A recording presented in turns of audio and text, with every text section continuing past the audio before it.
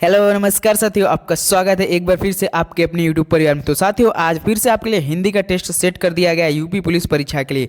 जी हाँ साथियों, इस क्लास में आपके पूरे 20 सवाल होंगे और वो भी 2 नंबर के। तो आपका 40 नंबर का होने वाला है ये टेस्ट। तो साथियों, आपको बताना है आपने 20 सवाल में से कितना सही किया और 0.25 माइनस मार्किंग के साथ आपका कितना नंबर आ रहा है। इस क्लास में आपके पिछले वर्षों में जो यूपी पुलिस परीक्षा में पूछा गया हिंदी के सवाल हम इस क्लास में करने वाले हैं। आपका हिंदी का टेस्ट होने वाला है। तो साथियों, पेन कलम लेकर बैठ जाइए और अपना टेस्ट देना स्टार्ट कीजिए और अपना अंक बताइए आपने कितना 40 सवाल में से नंबर में से कितना सही किया। तो चलिए आज का प्रश्न पहला देखते हैं। हिंदी वर्णमाला के अंतिम पंचमा अक्षरों का उच्चारण स्थान क्या है? तो बताइए हिंदी वर्णमाला के अंतिम पंचमा अक्षरों का उच्चारण स्थान क्या है? तो साथियों, अनुनासिक है। ऑप्शन ए आपका बिल्कुल करेक्ट ऑप्शन है। तो चलिए प्रश्न नंबर दूसरे बढ़ते हैं। प्रश्न दूसरा दिए, कम बोलने वाले के लिए एक शब्द क्या होगा? तो बताइए कम बोलने वाला के लिए एक शब्द क्या होगा? तो आपका मित भाषी होगा। ऑप्शन ए आपका बिल्कुल करेक्ट ऑप्शन है। तो चलिए प्रश्न नंबर तीसरे बढ़ते हैं। प्रश्न तीसरा दिया, सुंदर विशेषण का सही स्त्रीलिंग रूप है। तो बताइए सुंदर विशेषण का सही स्त्रीलिंग रूप क्या होगा? तो आपका सुंदरी होगा। ऑप्शन सी बिल्कुल करेक्ट ऑप्शन है। तो प्रश्न नंबर 4 देखते हैं। प्रश्न 4 दिया, अश्व का पर्यायवाची शब्द है। तो बताइए साथियों, अश्व का पर्यायवाची शब्द क्या होगा? तो हमें बताइए। तो घोटक होगा। ऑप्शन ए आपका बिल्कुल करेक्ट ऑप्शन। प्रश्न नंबर 4 पर पहुंच चुके साथियों। तो प्रश्न नंबर 5 पर बढ़ते हैं। देखिए प्रश्न 5 से, गोटी लाल होना मुहावरे का अर्थ है। तो बताइए गोटी लाल होने का मुहावरा का क्या अर्थ होगा? तो इसका आपका लाभ होना हो जाएगा। क्या हो जाएगा? लाभ होना। ऑप्शन सी लाभ होना बिल्कुल करेक्ट ऑप्शन है।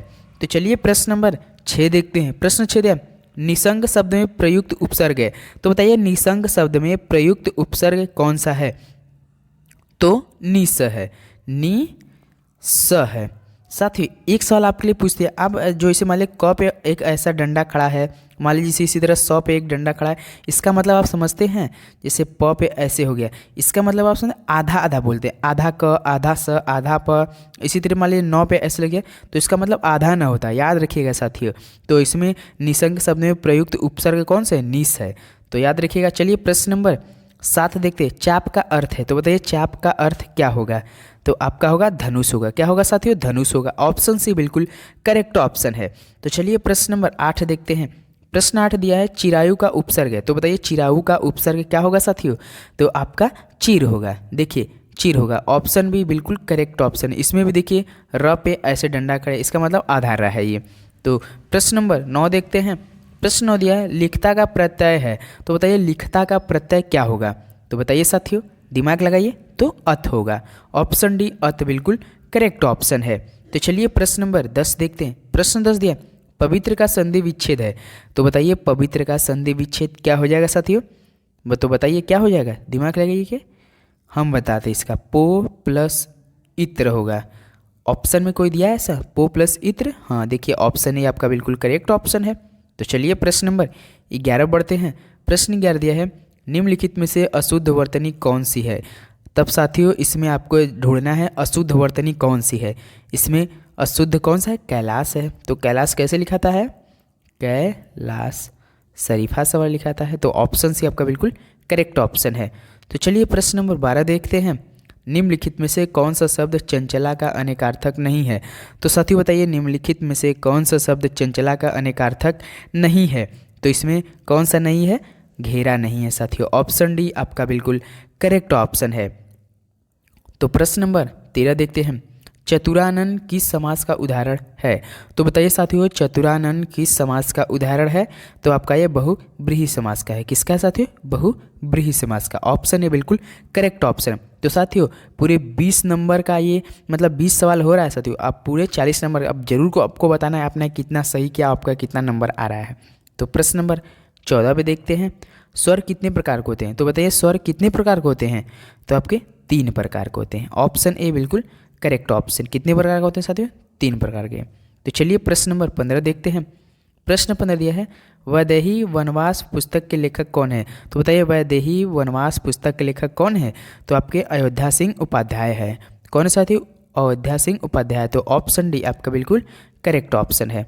तो चलिए प्रश्न नंबर 16 देखते हैं। प्रश्न 16 दिया है भरपेट का उपसर्ग है, तो बताइए भरपेट का उपसर्ग क्या हो जाएगा।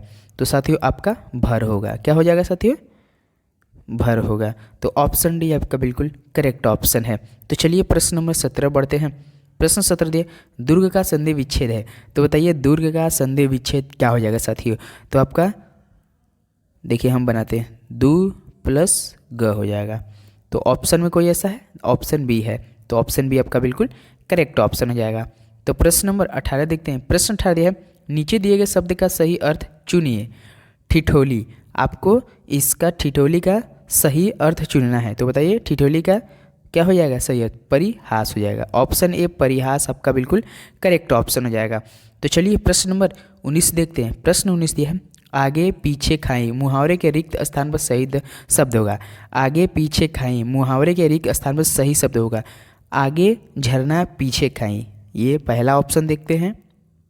दूसरा बढ़ते हैं आगे पहाड़ पीछे खाई, आगे कुआं पीछे खाई, आगे नदी पीछे खाई। तो साथियों बताइए कौन सा ऑप्शन? आगे कुआं पीछे खाई। तो ऑप्शन सी आगे कुआं पीछे खाई। तो ऑप्शन सी आपका बिल्कुल करेक्ट ऑप्शन है। तो चलिए प्रश्न नंबर 20 देखते हैं। प्रश्न 20 दिया दोहा और सोरठा किस प्रकार के छंद है। तो बताइए दोहा और सोरठा किस प्रकार का छंद है। तो आपके साथियों अर्ध सम मात्रिक है गाना। कौन साथियों? अर्ध सम मात्रिक है। ऑप्शन सी आपका बिल्कुल करेक्ट ऑप्शन है।